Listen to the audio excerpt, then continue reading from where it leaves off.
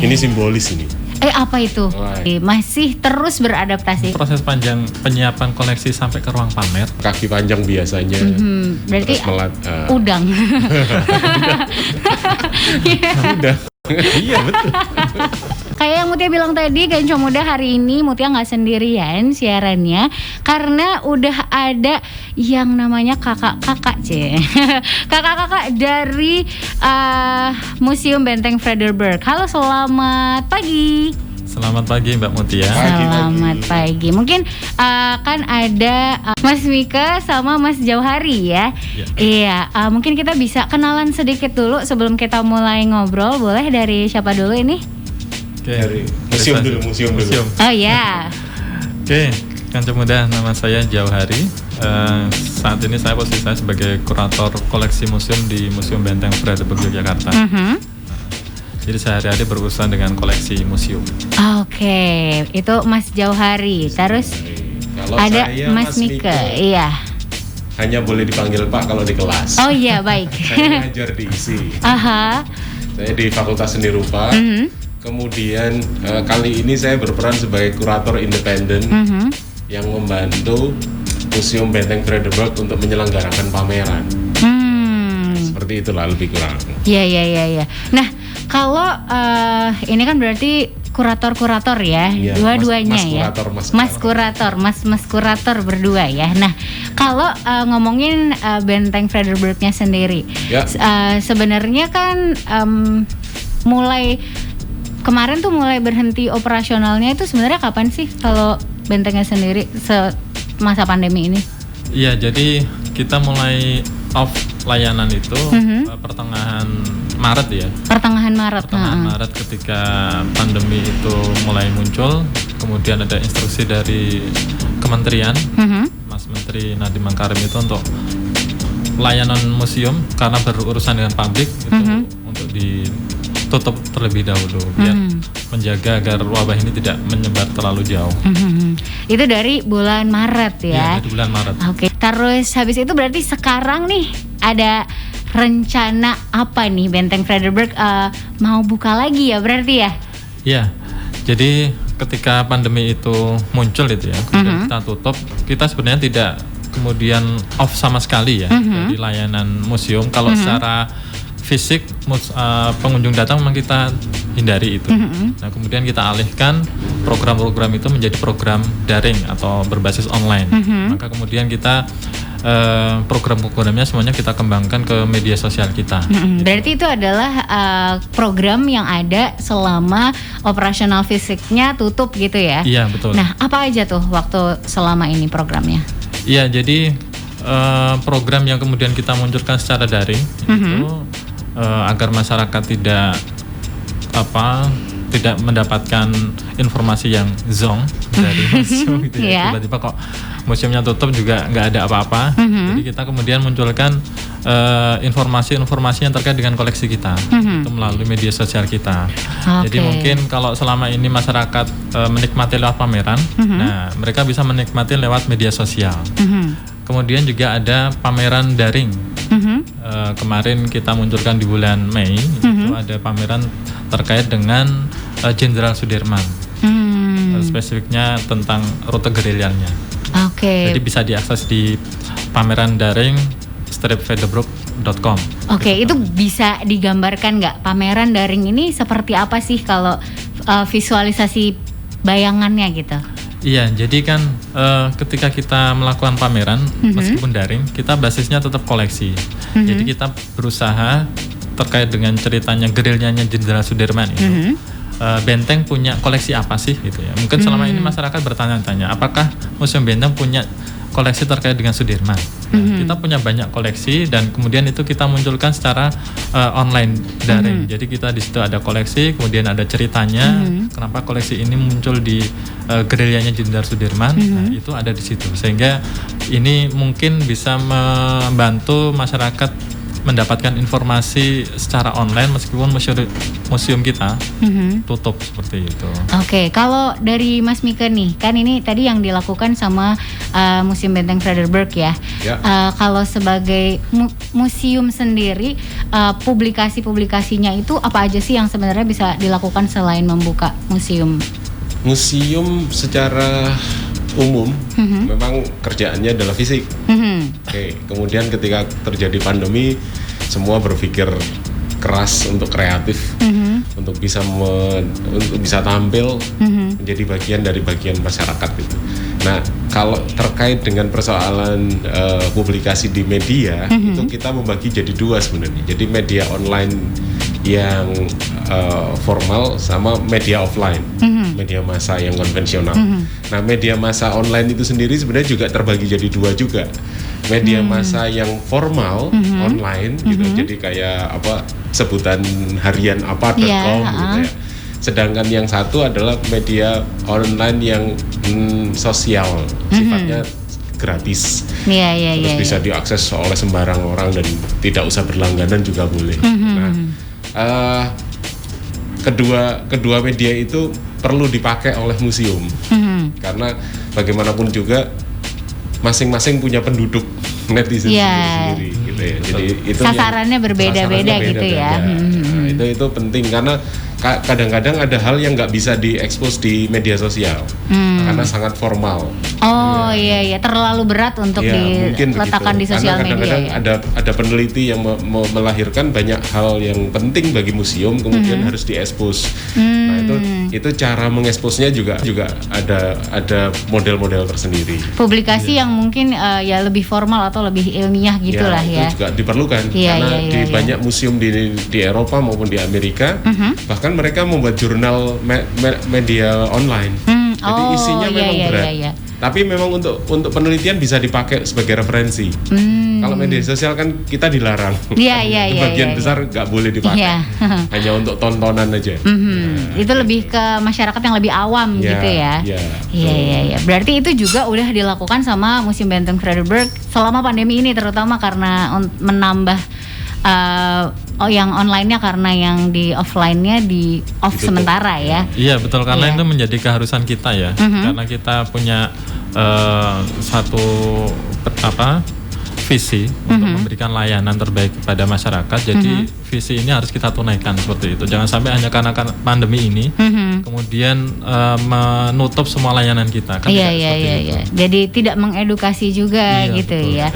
Oke, nah kalau itu kan kegiatannya yang kemarin selama pandemi ini. Kalau sebenarnya persiapannya nih kan sekarang lagi masih terus beradaptasi karena belakangan ini adaptasi terus ya, terus-terusan. Kemarin adaptasi untuk off, sekarang adaptasi lagi untuk menghadapi normal baru atau adaptasi kebiasaan baru gitu. Kalau di Benteng Frederiksberg gimana nih? Iya, jadi kita sudah mempersiapkan untuk kemudian nanti ketika kita diizinkan untuk buka, maka kita harus siap dengan segala prasarananya gitu ya. Jadi tetap kemudian secara kebijakan itu kita harus menyiapkan diri dengan berbagai macam protokol kesehatan. Jadi kemudian makanya sekarang sudah kita siapkan beberapa tanda-tanda di museum ya, penanda-penanda ketika nanti masyarakat masuk, itu pengunjung masuk, mereka sudah harus menerapkan protokol kesehatan. Kemudian tempat-tempat cuci tangan sudah kita perbanyak seperti itu. Kemudian aturan-aturan masyarakat ketika berkunjung di museum juga harus diperhatikan. Jadi memang kita nanti ada pembatasan tentu saja. Ketika buka pasti ada pembatasan karena kita tidak ingin ketika nanti buka malah jadi tempat penyebaran yang kita tidak ingin seperti itu. Jadi meskipun nanti buka, jadi mohon maaf tetap ada pembatasan yang harus diperhatikan seperti itu. Berarti kalau biasanya nih kalau Museum Benteng Frederiksberg itu kalau pas lagi full itu kapasitasnya berapa orang? Jadi kalau full itu bisa sampai 4.000 ya. Banyak. 4.000 itu sampai yang di sudut-sudut itu penuh ya, ada orang berdiri. Monumen itu juga. Iya, monumen halaman itu. Nah, karena nanti dibuka secara terbatas, maka maksimal dalam satu hari kita hanya bisa menerima 220 orang. Oh, jauh sekali ya. Dan itu pun dibatasi nanti per jam. Jadi kita ada 4 sesi dalam satu hari, per jamnya hanya bisa maksimal 55 pengunjung. Per jamnya 55 pengunjung 55 ya. saja. Ya. Bisa kebayang dari area luasnya segitu isinya 55 ya, selo lah ya. Itu peluang loh, menarik loh. Karena apa, masa-masa pandemi itu orang butuh sesuatu yang langka ya. Jadi ini foto ketika di Benteng lagi Pandemi. pandemi. Oh iya, berarti kalau misalnya kira-kira yang butuh foto buat feed sosial medianya kemarin susah dapat yang sepi gitu. Pas banget itu. Jadi cuma 55 orang per jamnya. Per jam. Itu nanti prosesnya apakah terus ngantri di depan? Kalau bikin antrian di depan kan cukup mengkhawatirkan juga, atau ada pendaftaran online nih atau gimana? Iya, jadi kalau mau reservasi secara online itu bisa nanti di webnya itu sebetulnya kita sudah ada icon WhatsApp. Jadi nanti bisa diklik iconnya itu, nanti bisa konfirmasi untuk kehadiran. Tapi kalau untuk individu saja sebetulnya bisa datang ke museum. Nanti terpaksanya harus antri, kita sudah menyiapkan tenda antrian. Jadi nanti teman-teman kanca muda yang mau datang itu ya, nanti tetap bisa duduk di area museum. Dan sebetulnya, nanti mungkin Pak Mika bisa bercerita, Mas Mika ya, bercerita lebih banyak karena kita sedang mengeksplorasi halaman depan kita. Oh gitu. Ya. Yang kemarin dipakai untuk parkir gitu ya. Nah sekarang ini momen bagi kita untuk kemudian memperbaharui. Nah makanya kemudian ini inovasi museum dengan wajah baru ini sedang akan kita hadirkan nantinya. Oke, berarti salah satu inovasinya adalah memanfaatkan area depannya itu tadi. Iya, betul. Ada lagi nggak nih Mas? Sebelum kita masuk lebih dalam nih, kita lagi mau oplas dia. wajah baru ya. Kira-kira ada apa aja, nanti kita bahas satu-satu gitu dalam. Iya, jadi inovasi yang kemudian nanti akan kita lakukan tentu saja di ruang-ruang pamer kita. Jadi nanti teman-teman kanca muda bisa menikmati mungkin secara lebih personal ya, karena terbatas gitu. Dan memang waktunya juga akan terbatas. Jadi 1 jam pengunjung itu hanya diperkenankan di area dalam museum itu hanya 1 jam. Jadi ini juga menjadi perhatian bagi kita. Jadi hanya bisa 1 jam. Ada timernya gitu berarti Mas? Iya, nanti akan kita umumkan lewat pengeras suara. Oh gitu, iya. Memang ya ini sesuatu yang harus kita lakukan. Nggak mau tapi ya gimana lagi, seperti itu. Benar. Berarti kuliah aja sekarang setengah jam cukup Pak. Berarti tadi memanfaatkan area depannya, terus habis itu pembatasan pengunjung juga, terus habis itu pembatasan waktu kunjungannya juga gitu. Ada lagi? Ini pakai masker ya. Oh iya. Jelas itu. Nanti akan kita ingatkan terus. Nanti di ruang pamer juga ada beberapa tanda-tanda tertentu yang menandakan bahwa materi-materi koleksi kita itu digunakan sebagai rangkaian dari pameran besar kita. Oke, iya. Oh, nah, kalau tadi udah dari Mas Jauhari, sekarang kita ke Mas Mika nih. Oke. Kan tadi udah dibahas nih, yang tadi disebut akan ada sesuatu yang baru di area depan Benteng Frederberg. Itu kira-kira yang baru ini apa? Nice. Wajah baru setelah operasi plastik. Tapi sebelum kita masuk ke wajah barunya, Mas Mika sendiri peran dan kerjasamanya sama Museum Benteng Frederberg ini gimana sih sebenarnya? Oke, begini, kalau misalnya tadi Mas Jauhari cerita tentang dirinya sebagai kurator in-house, kurator eksekutif, jadi kurator yang payungnya adalah Museum Benteng Frederberg, saya itu kurator di luar museum. Profesi saya lebih banyak disebut sebagai independent curator gitu. Nah itu tugasnya macam-macam, salah satunya membantu ataupun mendapatkan program-program yang mungkin tidak bisa dilaksanakan oleh museum atau galeri atau studio seniman atau yang menjadi produser ini event. Nah kemudian di sana khusus kali ini saya membantu untuk bidang kuratorialnya, termasuk menggali kemungkinan yang biasanya tidak terjadi di museum. Nah, ini salah satunya karena Museum Benteng Brandenburg adalah museum sejarah. Maka saya memasukkan unsur seni. Oh, iya. Nah, ini salah satu perbedaan yang kemarin dengan yang sekarang. Oke, berarti inovasinya mulai dari sini nih. Ketika sudah memasukkan lintas bidang kajian seni dan sejarah, kemudian saya juga menggali bagaimana kemungkinan pameran-pameran yang selama ini dikerjakan itu juga punya sense baru, sense of art-nya juga muncul. Bukan berarti yang dulu di Museum Benteng nggak ada sense of art, ada, cuman kan tidak dinyatakan karena kebanyakan adalah museum Benteng itu mengadakan pameran sejarah. Berbasis sejarah, jadi, foto-foto, buku-buku. Yang dipancing itu beda gitu ya, dari yang melihat pamerannya. Salah gitu satunya ya. Begitu. Jadi ini pameran yang kami juduli, ini masuk ya. Kami beri judul Jaring Arthropoda. Jaring Arthropoda. Iya, tahu arthropoda? Tahu ya. Asik. Apa itu? Laba-laba. Dia serangga, kan arthropoda. Nah. Arthropoda kan masuknya yang berbuku-buku. Iya, berbuku-buku gitu ya. Berkaki panjang biasanya. Berarti udang. Udang. Iya, betul. Gimana kalau? Ya, semacam laba-laba ataupun serangga yang terkait dengan itu. Dan ini artinya ada perantaraan yang menarik dalam pameran ini yang terjadi selain seni dan sejarah. Kita bisa bekerja menggabungkan dua ranah yang selama ini belum terekspos oleh museum sendiri. Jadi halaman museum itu kan selama ini belum pernah dianggap sebagai ruang pamer. Iya. Maka sekarang dieksplorasi, diuji coba lah paling enggak. Nah, itu kira-kira eksplorasinya seperti apa, boleh digambarkan sedikit? Ini kita akan mengundang salah satu seniman, ya pematung tepatnya, namanya Pak Lutze, Mas Lutze. Mas Lutze Lambert.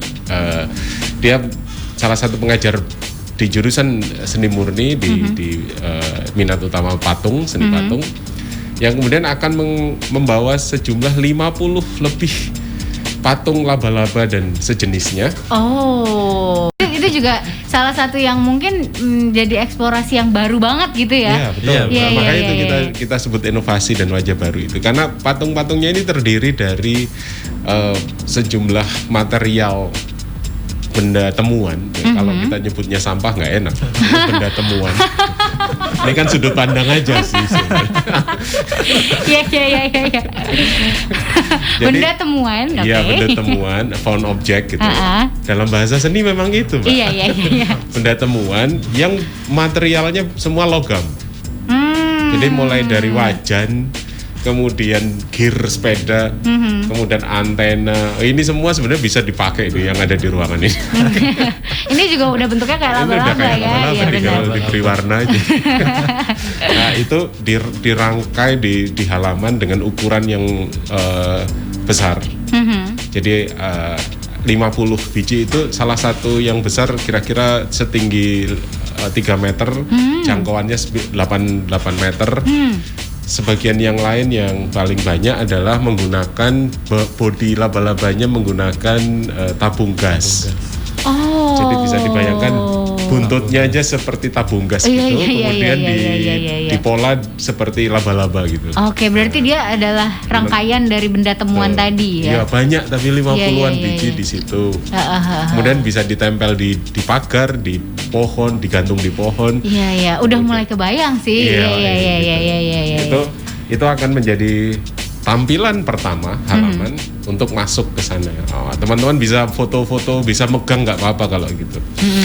Bebas kan. Berarti itu baru mau masuk aja udah hawanya baru gitu ya.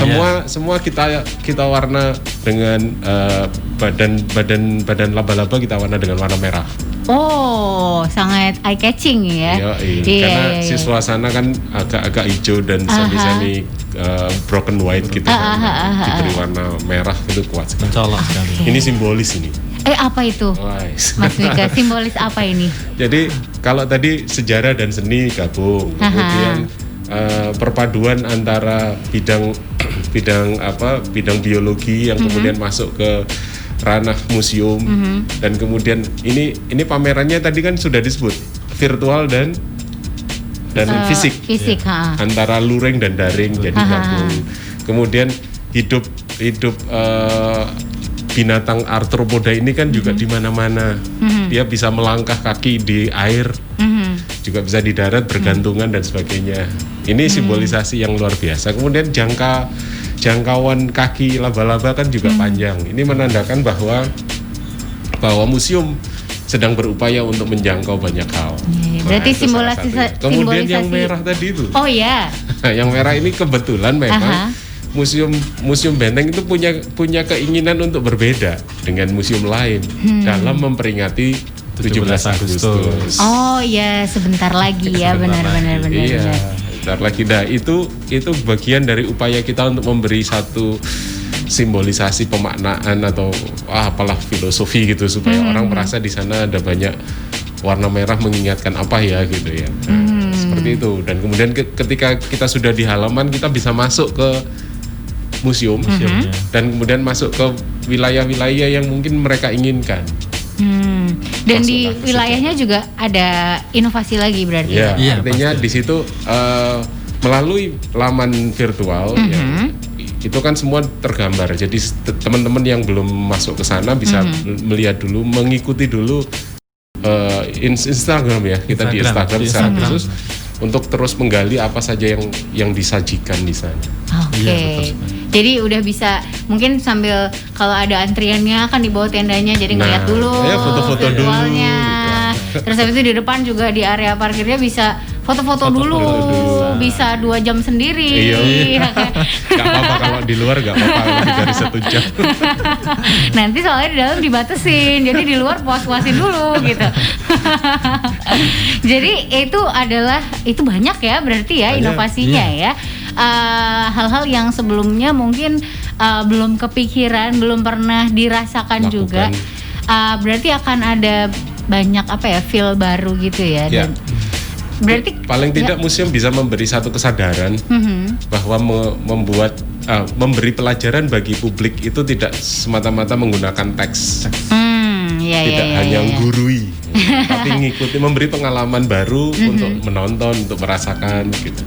Dan sebagainya gitu. Berarti di setiap ruang pamer itu juga akan ada yang berbeda juga, boleh ada di jalan. Penandanya beberapa karya yang masuk dalam klasifikasi pameran ini, misalnya ada memorabilia, ada foto, ada lukisan, ada diorama, itu ditandai khusus dalam rangka pameran ini.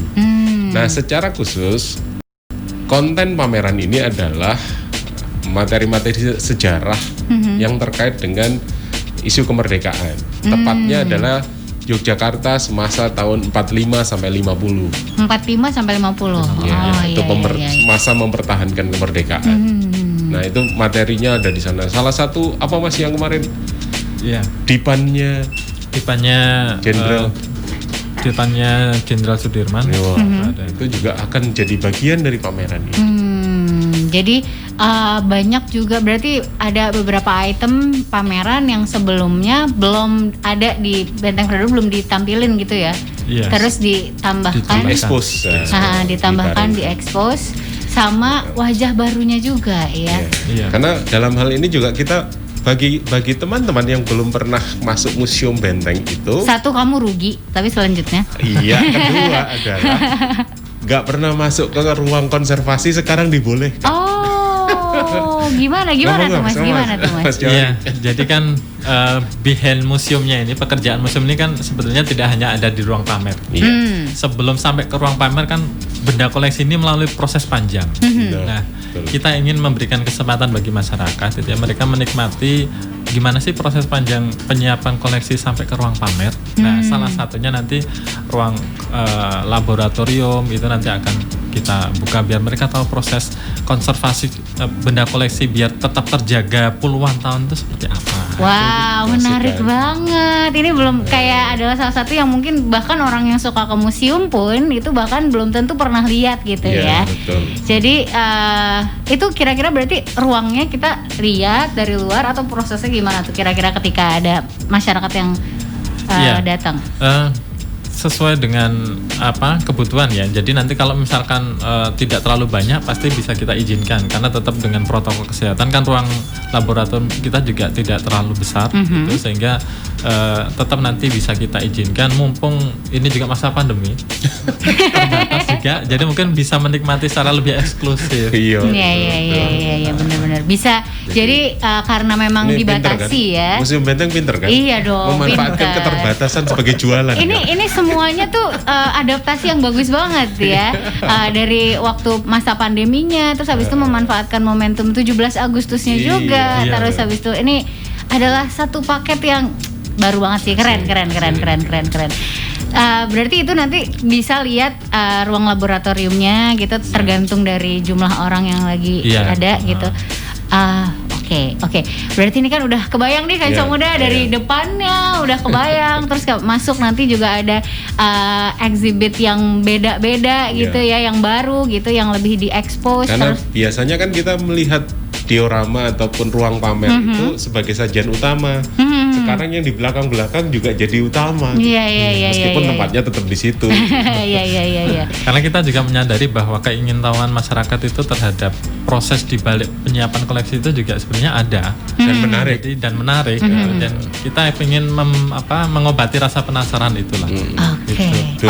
Dulu aku sering bertanya itu helm zaman dahulu itu standar nasional enggak ya? Helm perang itu.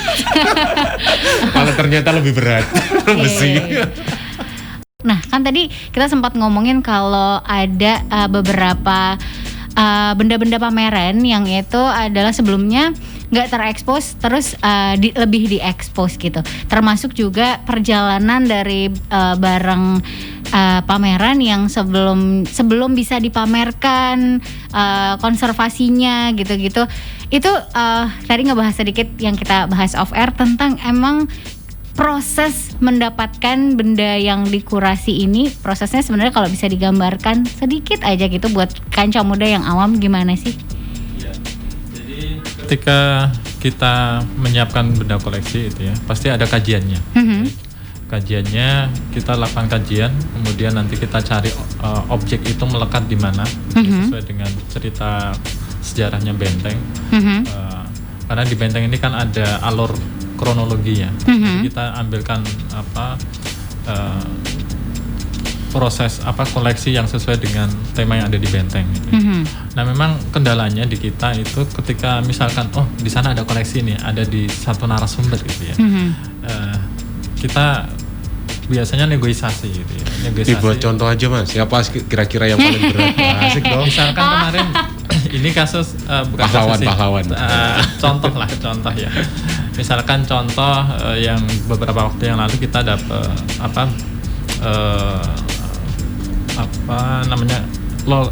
medali pon. Pon ada satu tokoh yang pernah ikut pon di Makassar kalau nggak salah waktu itu pon keempat itu secara personal sebetulnya boleh gitu ya. Tetapi karena dia punya keluarga besar, gitu, keluarga besarnya ternyata itu akhirnya tidak boleh karena untuk kenang-kenangan seperti itu. Jadi kadang belum boleh. Kadang prosesnya seperti itu. Ada yang narasumber yang menghibahkan dengan kesadaran sendiri menghibahkan. Banyak koleksi di benteng itu hasil hibah dari masyarakat, dari tokoh-tokoh sejarah. Berarti prosesnya tuh selain misalnya udah melihat ada benda ini, menghadirkannya itu juga prosesnya cukup panjang gitu ya. Selain berarti kan setelah misalnya sudah didapatkan gitu, itemnya dihibahkan misalnya, terus di museum prosesnya masih panjang banget nggak sih Mas? Oh iya, jadi ketika koleksi itu sudah dihibahkan gitu ya. Misalkan kemarin ada lukisan tentara pelajar itu dari seorang tokoh namanya Pak Franz, itu dia menghibahkan lukisannya kita itu.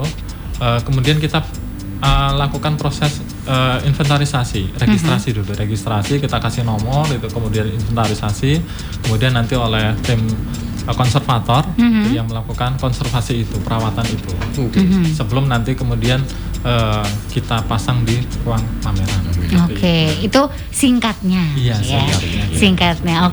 Berarti kita balik lagi ke menuju bukanya Museum Benteng Frederiksberg lagi nih. Tadi kita udah punya bayangan bakalan ada laba-laba gede warna merah di depan. Yang itu boleh kamu pegang kalau itu Kanca Muda ya. Di depan kamu mau foto 2 jam juga boleh di situ Kanca Muda ya.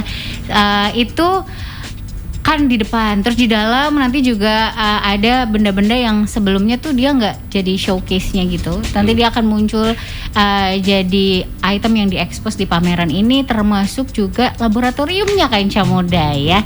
Nah ini kira-kira kapan nih Mas? Ya, buka museum kira-kira kapan enaknya?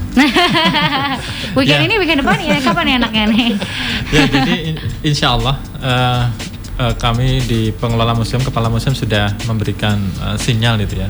Tanggal 28 Juli kita akan melakukan uji coba pembukaan museum secara terbatas gitu, dan fisik secara terbatas. Nah, ketika nanti ini sudah dibuka tanggal 28 Juli, jadi 28 sampai 30 Juli itu uji coba. 3 hari itu ya. 3 hari ini akan kita lakukan uji coba. Jadi masyarakat yang datang, mereka jelas protokol kesehatan wajib dipatuhi. Datang ke museum pakai masker, nanti akan dipersilahkan untuk cuci tangan. Kemudian nanti mereka harus melakukan scan barcode. Itu untuk mengisi biodata. Jadi kalau nanti ternyata ada kasus-kasus itu ya, kita bisa menginformasikan ke dinas terkait untuk melakukan tracing. Gitu. Kemudian nanti mereka bisa membeli tiket dan kemudian bisa menikmati sajian yang ada di museum. Berarti juga in case ada apa-apa, seandainya gitu juga udah dipersiapkan gitu ya. Betul sekali. Berarti tanggal 28, 29, 30 untuk dengan peraturan yang tadi ya. Betul sekali. Tadi 1 jam 55 orang, satu hari 220 orang itu dari jam berapa sampai jam berapa? Nah, dari jam 9 sampai jam 3 sore. Jam 9 sampai jam 3 sore itu 55 orang doang 1 jam Kanca Muda. Jadi lebih hikmat juga sih kalau mau menikmati sajian museumnya Kanca Muda. Terus berarti kalau persiapannya sekarang di Museum Benteng Frederiksberg sendiri udah ready kah? Udah langsung gas gitu atau gimana nih? Iya, jelas kita sudah siap karena Kepala Museum sudah menginstruksikan 28 Juli siap buka.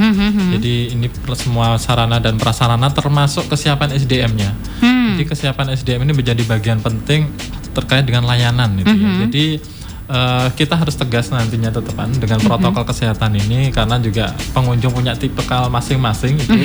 Mau tidak mau kami harus menjaga keselamatan semua orang. Gitu. Jadi kami di bagian layanan di SDM harus menerapkan semuanya itu. Jadi ini persiapan mulai dari sarana, prasarananya, termasuk SDM-nya kita sudah siapkan agar ketika 28 Juli nanti buka kita betul-betul siap seperti itu. Berarti ini udah tinggal kayak persiapan finishingnya lagi ya. Iya. Kalau dari Mas Mika nih, kalau kira-kira yang akhirnya kerasa kan ini udah disiapin ya banyak gitu ya Museum Benteng Frederiksberg. Kalau misalnya bisa digambarkan pengalaman seperti apa sih yang nanti akan didapatkan sama yang berkunjung gitu. Sebagai kuratornya kan akan lebih paham gitu tentang kontennya. Pengalaman pertama adalah pengalaman visual. Pengalaman visual ini jarang akan kita dapati di setiap museum karena saya memahami sejak awal bahwa Museum Benteng Frederiksberg adalah museum yang pernah meraih the best performance versi Kemendikbud 2019 ya Pak. Itu artinya semua hal memang harus sempurna dilaksanakan. Dan kemudian kita bisa mendapatkan suasana baru ketika kita sudah beristirahat 4 bulan ini atau lebih ini, dan kemudian kita bisa mendapatkan pencerahan-pencerahan baru tentang apa saja yang ada di museum atau apa yang terjadi selama ini dalam sejarah kita dan sebagainya. Termasuk tentu aja selain pengalaman visual ya pengalaman historis. Nah, itu yang menarik. Kita sendiri sekarang sedang dalam peristiwa historis. Iya, semuanya akan jadi historis. Jadi penting gitu. Maka berkunjung dengan performa yang juga baru ya kita ya, pakai masker, pakai yang keren lah gitu. Jangan cuma biasa-biasa aja. Ini masker kan di foto kita. Ya nggak apa-apa, boleh kan. Yang penting standar gitu. Oke, berarti pengalamannya juga akan berbeda ya. Kalau kamu ngerasa, aku udah pernah ke Museum Benteng Frederick, jangan salah. Jangan salah, Kanca Muda, ini adalah sesuatu yang bakalan baru. Kamu nggak dengar deskripsinya dari tadi nih, Kanca Muda, macem-macem banget ya. Kalau kamu pengen lihat dulu nih sebelum tanggal 28, berarti kan bisa lihat ke media sosialnya, mungkin bisa diarahkan Mas Johari. Iya, jadi nanti pameran kita selain fisik, nanti teman-teman Kanca Muda bisa mengunjungi Instagram kita di museum.benteng.frederick. Di situ nanti akan kita rilis gitu ya, pamerannya isinya seperti apa. Jadi ya tidak kalah menarik dengan pameran fisiknya seperti itu. Oke, berarti kamu bisa lihat di museum.benteng.frederick ya. Di Instagram. Kamu lihat aja di Instagram di sana, Kanca Muda. Satu lagi terakhir sebelum kita tutup nih. Mas Johari mungkin bisa mengingatkan Kanca Muda yang kalau mau datang itu kira-kira yang harus disiapkan tuh apa aja gitu, biar nggak udah datang terus ditolak gitu kan. Ya, jadi ketika nanti datang Kanca Muda ke museum itu ya, jangan lupa pakai masker. Jadi nanti ketika ketahuan tidak pakai masker, langsung kita langsung tidak jadi balik badan itu ya. Suruh beli masker dulu. Padahal banyak ya yang jualan ya di depan. Jadi harus pakai masker, nanti akan cek suhunya gitu ya. Jadi tidak perlu takut gitu ya. Kemudian nanti harus cuci tangan dulu, kemudian melakukan scan barcode untuk mengisi identitas, kemudian bisa membeli tiket untuk kemudian menikmati. Dan ingat, harus dimanfaatkan waktunya karena hanya 1 jam saja. Kita memberikan kesempatan mereka di dalam, jadi dinikmati secara baik-baik lah. Oke, siap. Berarti ini nanti tanggal 28, 29, 30 kan trial gitu ya, uji coba gitu ya. Itu berarti kira-kira kalau mau membludak gitu, itu persiapannya gimana nih? Iya.